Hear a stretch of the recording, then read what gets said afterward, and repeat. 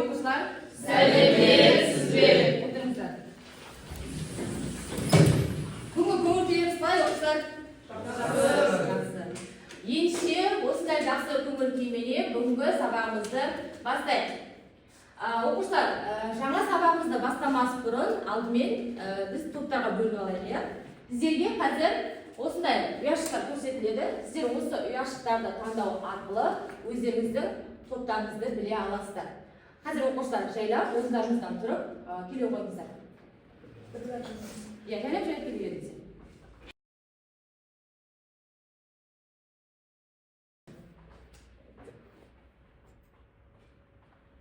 Наша қалсын.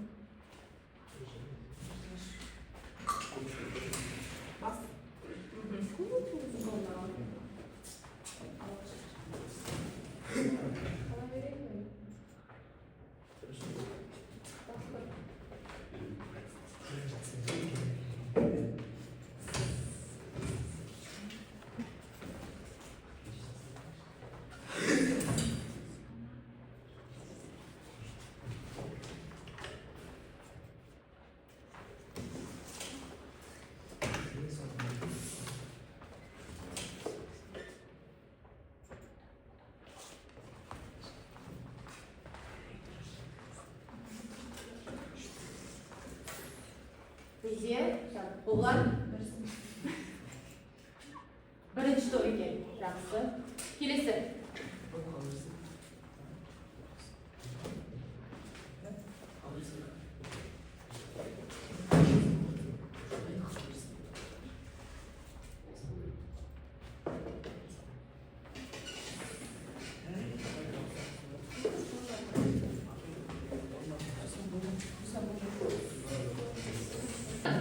Енді сіздерге жалпы мына жерде екі түрлі сурет көрсетілген. Қараңыздаршы, мына екі суреттің бір-бірінен қандай айырмашылығы бар? Мына бірінші суретте не бейнеленген? Таулар. Ал мына екінші суретте? Жазықтар. Демек, бүгінгі сабағымыздың тақырыбы қандай болады деп ойлайсыздар? Таулар мен жазықтар. Яғни Қазақстанның басты орографиялық нысандары, иә? Қазақстанның басты орографиялық нысандары. Бүгінгі біздің сабағымыздың оқу мақсаты 9312 Қазақстанның басты орографиялық нысандарын сипаттау. Енді бүгінгі тақырыпқа байланысты сіздермен бірінші 2 минутты қысқаша видеоролик тамашалап алайық. Шығыс Еуропа жазығы жер шарындағы аса ірі жазықтардың бірі болып табылады. Ал Қазақстанға Шығыс Еуропа жазығының оңтүстік-шығыс бөлігі енеді. Жазықты Қазақстанның бөлігі Мұғалжар және үстіртпен оңтүстігінде Маңғыстаумен шектеседі. Республика аумағындағы жалпы сыр қыраты, Каспий маңы ойпаты және Орал алды үстірті осы аймақтың құрамына енеді.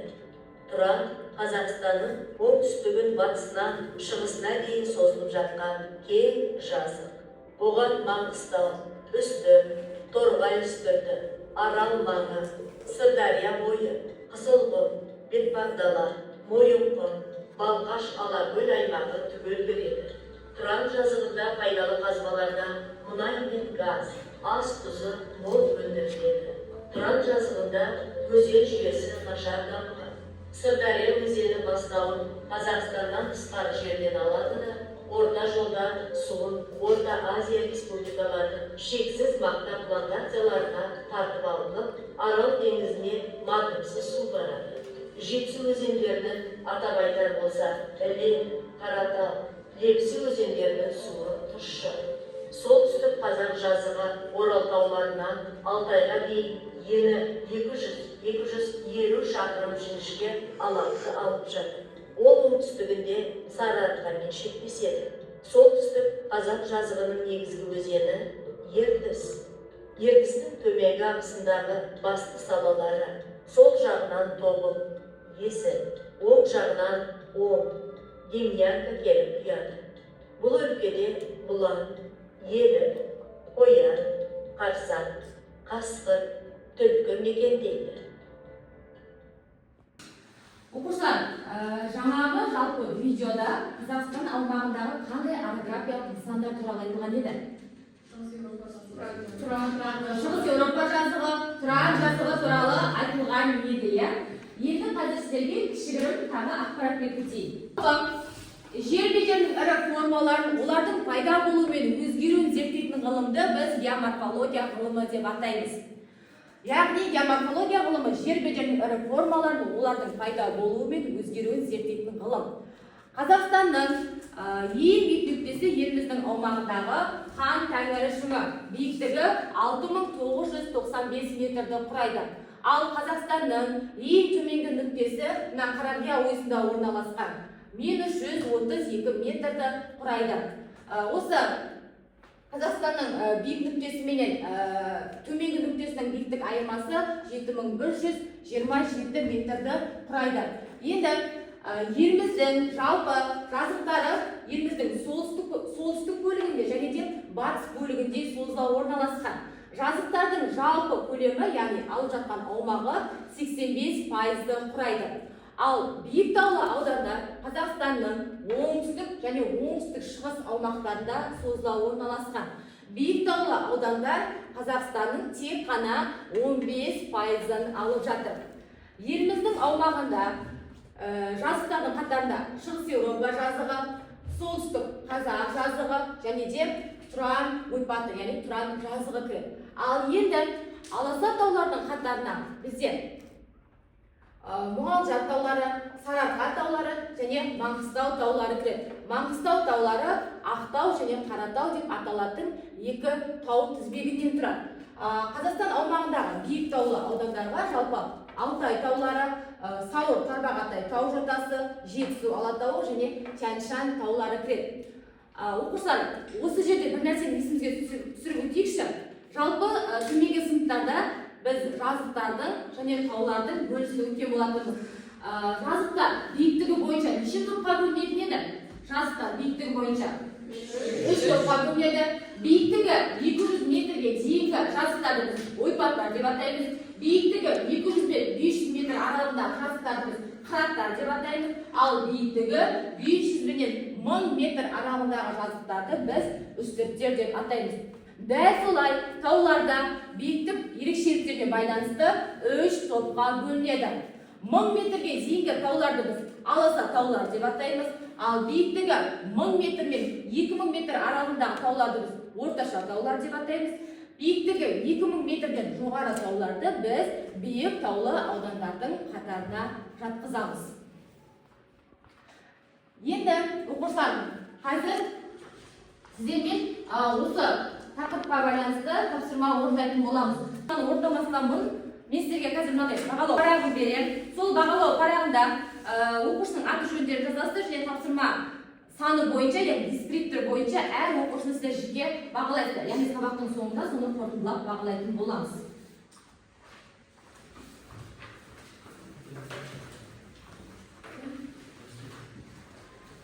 Енді бірінші тапсырмаға назар аударыңыздар. Бірінші тапсырма бұл бізде топтық жұмыс. Бірінші топ сіздер Қазақстанның жазықтарын сипаттайсыздар. Екінші топ сіздер Қазақстанның биік таулы аудандарын сипаттайсыздар. Үшінші топ сіздер Қазақстанның аласа таулы аудандарын сипаттайсыздар. Бұл тапсырманың дескрипторы жалпы 3 ұпай.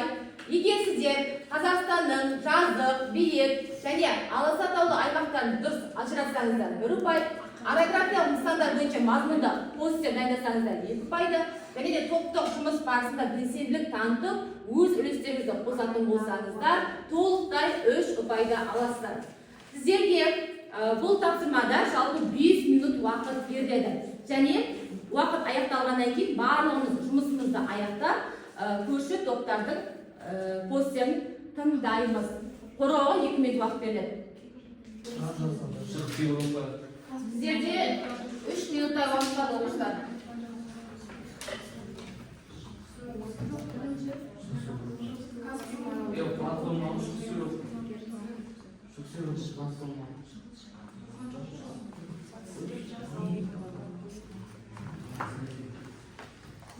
Torna жазылды.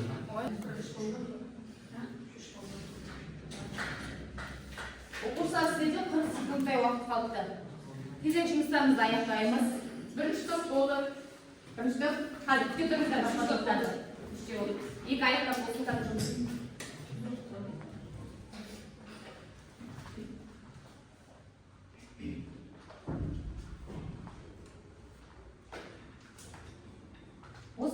болғаннан кейін бағалау жүргізуді ұмытпаңыздар, жаңағы бағалау парағын міндетті түрде. Алтын нысанды табу керексіздер.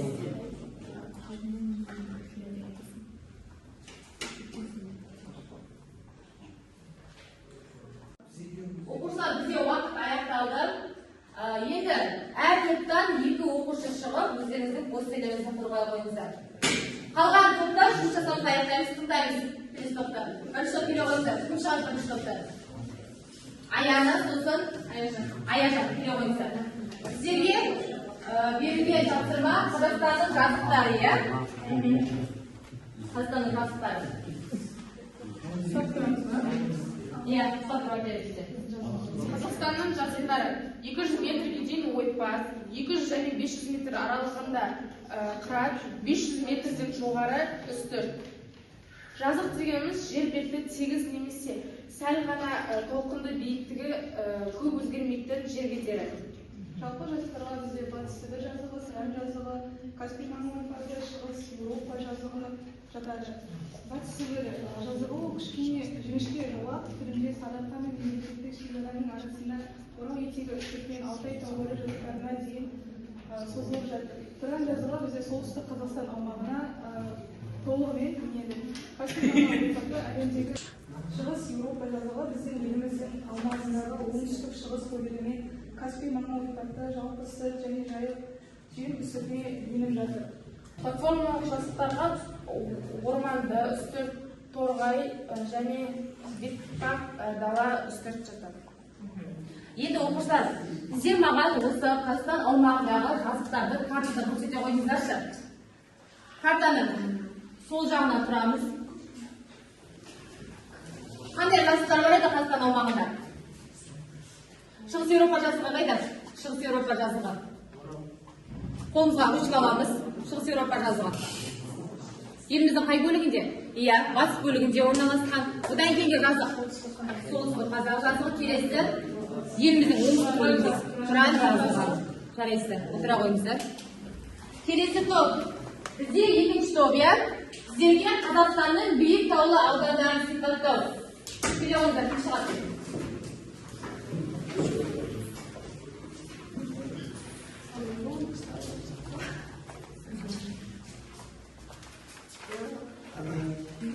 Қазақстанның биік тауларына Тянь-Шань, Алтай, Жетісу, Сауыр, Тарбағатай жатады. Қазақстан шығыс және оңтүстік шығыс бөлігінде орналасқан. Биік тауларына Тянь-Шань, Алтай, Жетісу, Сауыр, Тарбағатай жатады. Қазақстан шығыс және оңтүстік шығыс бөлігінде орналасқан хан тәрізді ең биік нүкте. Мұзтау биіктігі 6995 метр биіктігі. 3000-4000 метр, кейде 6000-7000 биіктігі жетеді. Оқушылар, енді сіздер жаңа Қазақстанның биік таулы аудандарын сипаттадыңыздар. Енді сол нысандарды сіздер картадан көрсете қойыңыздаршы. Қандай таулар бар еді? Алтай, сосын Сауыр, Тарбағатай. Сауыр, Тарбағатай, сосын Жетісу. Жетісу алатаулары бар еді. Жақсы. Жарайсыздар, отыра қойыңыздар. Қазақстанның аласа таулары. Бұл топқа Сарыарқа, Мұғалжар, Маңғыстау кіреді. Сарыарқа Қазақстанның орталығының көп бөлігін алып жатыр. Бұл ежелгі Каледон және Кептер тау жасау аймағында жасалған. Ең биік шыңы Ақсоран 1565 метрді алады. Екінші аласа тау бізде ол Мұғалжар, Батыс Қазақстан облысы, Ақтөбе облысында орналасқан. Ерте тау жасалу кезінде пайда болған үлкен Бұқтыбай, ол бізде биік нүктесі 657 метрден тұрады. Маңғыстау таулары Қазақстанның оңтүстік батыс Каспий теңізі және Маңғыстау түбектерінің арасында орналасқан. Палеозойдық қара тақтатастар кезінде құралған. Ең биік нүктесі Бесшоқы 556 метрден тұрады. Оқушылар, енді сіздерге мынандай сұрақ туындап тұр. Аласа таулардың абсолюттік биіктігі неше метр еді? 1000 метрге дейінгі тауларды біздер аласа таулы аймақта деп атайтын еді. Жақсы. Оқушылар, жаңа сабақты түсіндіру барысында мен сіздерге еліміздің мына солтүстік бөлігінде және батыс бөлігінде тек қана жазықтар орналасқандығын, ал биік таулы аудандар еліміздің оңтүстік және оңтүстік шығыс аймақтарында созыла орналасқандығын айтып едім, иә? Енді неге осылай орналасқан? Неге жазды нақты осы жерде, ал Биіктаулы ауданда тек қана осы аудандарда орналасқан? Осы тапсырмаға ауызша жауап беріңіздерші.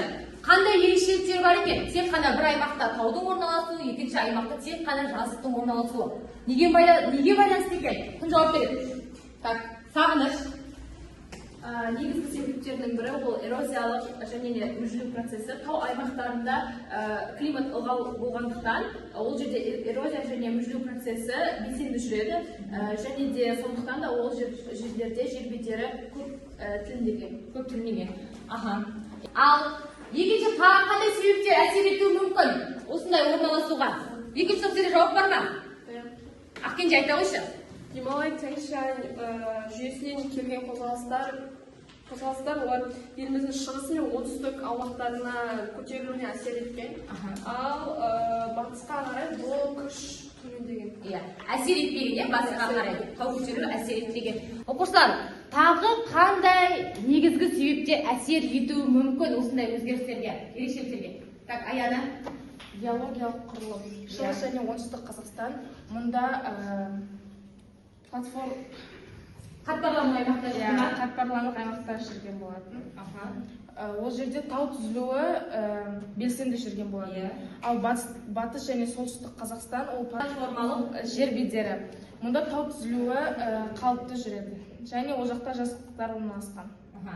Демек, жазықтардың орналасуы еліміздің солтүстік және батыс бөлігінде платформалы аймақтар таралуында екен. Негізгі ерекшелігі бұл геологиясына және литосфералық қозғалысына тікелей байланысты екен. Жақсы оқушылар. Енді қазір сіздермен екінші тапсырманы өтеміз. Екінші тапсырмаға сіздерге мына жерге видео көрсетілген. Сол видеоны мұқият тыңдаңыздар. Картасын және Қазақстанның ірі жер бедерінің формалары картасын қолдана отырып 17, 16, 20, 36, 40 сандары қандай географиялық нысандар екенін анықта және картадан көрсет. Сіздер оқушылар, осы физикалық картадан 1, 17, 16, 20, 36, 40 сандарына сәйкес келетін географиялық нысандарды табу керексіздер. Сіздерге жалпы осы тапсырмаға 4 ұпай беріледі. Егер нысандарды картадан тауып дұрыс ажыратсаңыздар 1 ұпай, нысандарды картадан көрсетсеңіздер 1 ұпай, және нысандарды сипаттасаңыздар қысқаша 1 ұпай, және жұптық жұмыс барысында белсенділік танытып өз үлестеріңізді қоссаңыздар тағы да 1 ұпай. Жалпы 4 ұпайға ие боласыздар.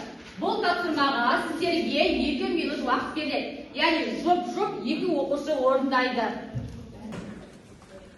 Сіздер 2 картаны, физикалық картаны және мына жердегі Қазақстанның ірі жер бедерінің формалары картасын сәйкестендіре отырып табасыздар бұл тапсырмада.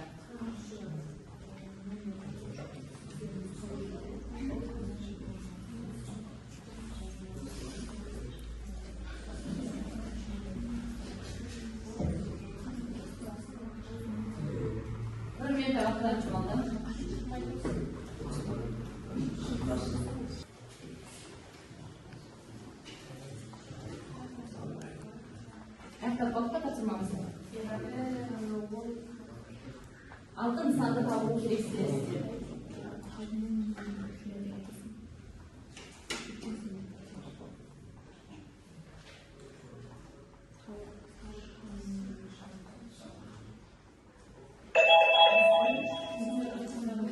Дайынсыз ба оқушылар? Бізде уақыт аяқталды.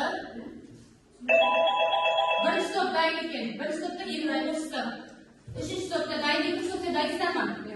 Бірінші топ кім шығады? Қобылан, Бейбас, келе қойыңыздар. Сіздер 1 және 17 сандармен көрсетілген нысандар таба қойыңыздар. 1, 17. Бірінші нысан жалпысып нысаны. Жалпысып қыраты. Ол Шығыс Еуропа жазылымының құрамына кіреді. Жақсы. Келесі нысан бізде бұл 17 санмен тұрған қай нысан екен? 17 ол солтүстік Қазақстан жазығы. Солтүстік Қазақ жазығы деп аталады. Қазақ жазығы Оршықта орналасқан. Еліміздің қай бөлігінде орналасқан солтүстік Қазақ жазығы? Еліміздің солтүстік бөлігінде орналасқан. Жақсы, отыра қойыңыздар. Келесі топ, екінші топ. Сіздер 16 және 20 сандары қандай географиялық нысандарға сәйкес келетіндігін анықтау керексіздер. Кім келеді? Жұптық жұмысқа. Мадина және Ақкенже. Келе қойыңыздар. 16 нөмірде торғай үстірті орналасқан. Оның қарамышылығы. Орталық Қазақстанда орналасқан. Солтүстіктен оңтүстікке қарай 600 километрға созылып жатыр. Торғай үстірті, иә. Келесі нысан бізде қай нысан? 20 сандық көрсетілген, иә. Ол Ақсоран тауы. Ақсоран тауы. Я көрсеткен Ақсоран тауы маған. Ақсоран тауы осы жерлерде орналасқан. Иә, сол аймақта орналасқан. Сарыарқа еңбек нүктесі сотталады 135 метр. Және ол Қатқал жотасында орналасқан осы. Иә. Гранит жыныстарынан құралған орманды таулы аймақ. Орманды таулы аймақ. Келесі топ, отырағыңыздар сіздер. Келесі топ сіздерге берілген нысан 36 және 40 сандарына сәйкес келетін нысандар табу керексіздер. Үшінші топтан кім шығады? Нысана және маңызды топ. Келе қойыңыздар. Қолдарыңызға қараңыздар, шалып шығыңыздар.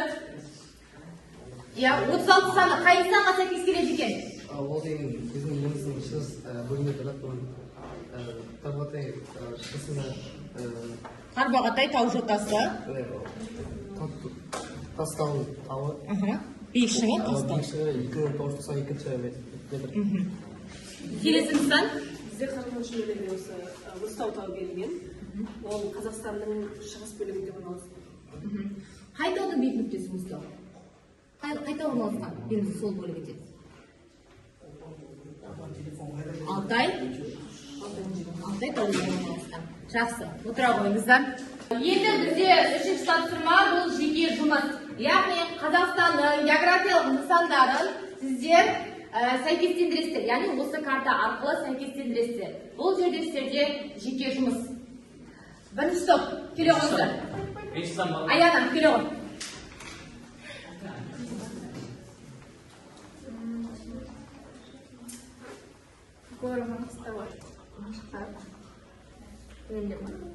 Маңғыстау сәйкестендіре ғой. Алтай таулары. Отыра ғой Аяна. Келесі нысан. Келесі. Інжу, келе ғой. Інжу. Қаратау тауы. Қаратау тауы. Бұдан кейін келесі нысан. Отыра ғой. Бақша келе ғой. Бақша шыққан жоқ манадан бері.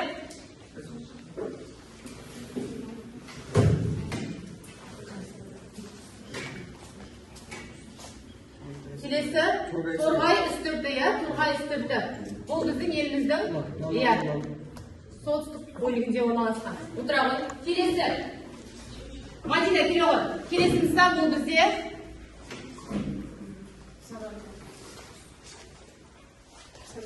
Сарыарқа таулары, иә, еліміздің қай бөлігінде орналасқан?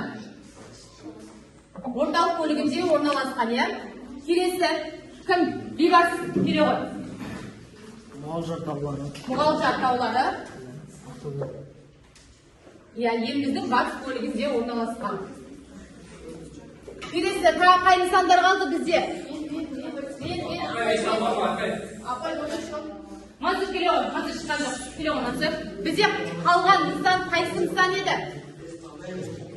Батыс Сібір жазуға қалды, иә? Тарбағатай шығыс бөлігінде орналасқан. Иә, Сауыр Тарбағатай жотасы. Апай, мешіттен болады. Маңғыстау таулары. Маңғыстау таулары қайда орналасқан? Қолдан келе ғой.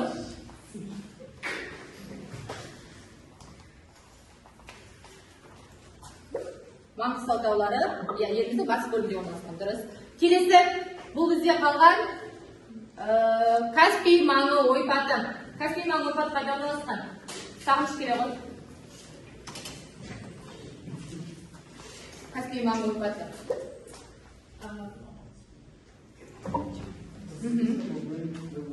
Келесі бізде қалған нысан солтүстік қазақ жазығы немесе батыс Сібір жазығы, иә. Бейбарс, келе ғой.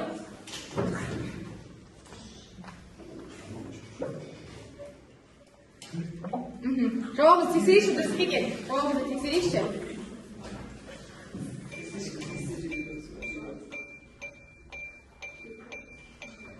Жақсы. Барлығы дұрыс екен, достар.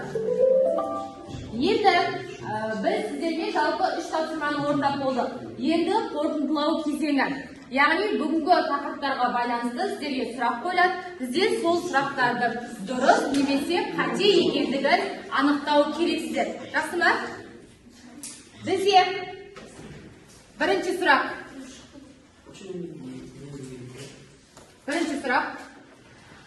Мұқият тыңдаңыздар.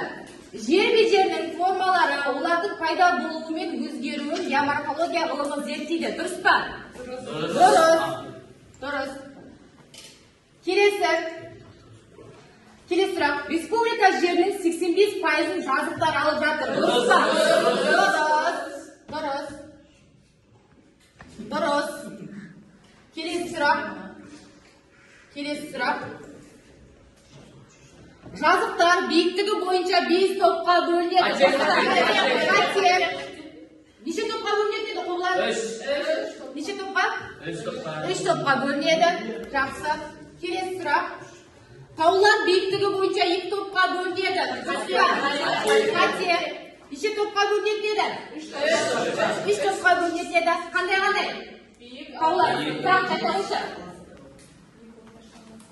Биік, орташа, аласа, орташа және биік деп біз 3 топқа бөліп қарастыратын едік. Келесі сұрақ бізде Тұран ойпатының солтүстік бөлігі Қазақстан аумағына енеді. Дұрыс па, қате ма? Дұрыс. Қазақстан аумағына солтүстік бөлігі кіреді. Келесі сұрақ бұл бізде Сауырдың ең биік шыңы Тастау 2992 метрді құрайды. Дұрыс па? Қате. Иә. Сауырдың ең биік нүктесі қай тау еді? Мұзтау. Биіктігі неше метр? 3816 метр. Сағыныш дұрыс айтасың. Келесі сұрақ бізде Алтай таулары Қазақстан, Ресей, Қытай, Моңғолия аумағында орналасқан. Дұрыс. Осы 4 мемлекеттің аумағында орналасқан. Енді оқушылар, сіздерге беретін үй тапсырмасы Қазақстанның басты орографиялық нысандарын сіздер кескін картаға түсіресіздер. Жақсы ма? Сіздерге бұл үй тапсырмасы. Қазір сіздермен енді кері байланыс жасайық. Жалпы бүгінгі тақырыпты сіздер түсіндіңіздер ме, немесе мүлдем түсінбеген жерлеріңіз бар ма? Яғни соны сіздер белгілейсіздер. Жеке шығып көрсете қойыңыздар. Келе беріңіздер.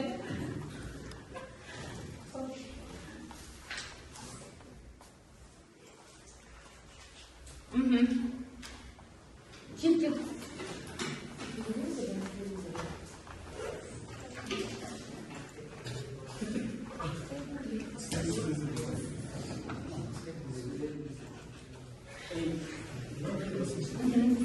Барлығы түсіндікті дейді.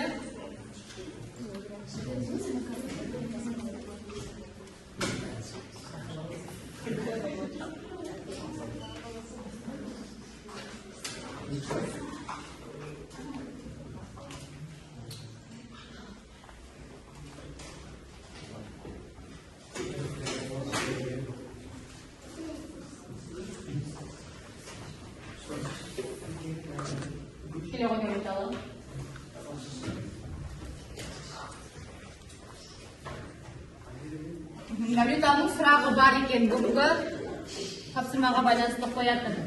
Бақытжан. Бақытжанға барлығы түсінікті екен. Жақсы. Мансұр. Барлығы түсінікті екен. Жақсы оқушылар. Енді бүгінгі сабақты жалпы 9 оқушы түсінген екен, енді сұрағы бар оқушы, бір оқушы деген екен. Жақсы. Енді сіздермен бүгінгі оқушылардың жинаған ұпайын қорытындылайық. Бірінші топ, сіздерде топ басшысы Аяна. Сіздерде Қоғлан бүгінгі тапсырмалар бойынша 9 ұпайды алған, Бейбар 9 ұпайды алған, Аязан 9 ұпайды, Аяна 9 ұпайды алған екен. Жақсы. Екінші топ, сіздерде топ басшысы. Үшінші топ, келшіңіздер. Үшінші топ, Нұрдана 10 ұпайды, Мансұр 9 ұпайды, Үнжу 10 ұпайды, және Сағыныш 10 ұпайды алған екен. Демек, бұлардың барлығы бейсіздер. Келесі Келесі топ бізде бұл Мадина 10 ұпайды, Дәулетау 9 ұпайды, Бақытжан 8 ұпайды және Ақкенже 9 ұпайды алған екен. Жақсы оқушылар, бұл сіздердің бүгінгі сабақта алған ұпайларыңыз. Өткен оқушылар, біздің бүгінгі сабағымыз аяқталды. Сау болыңыздар.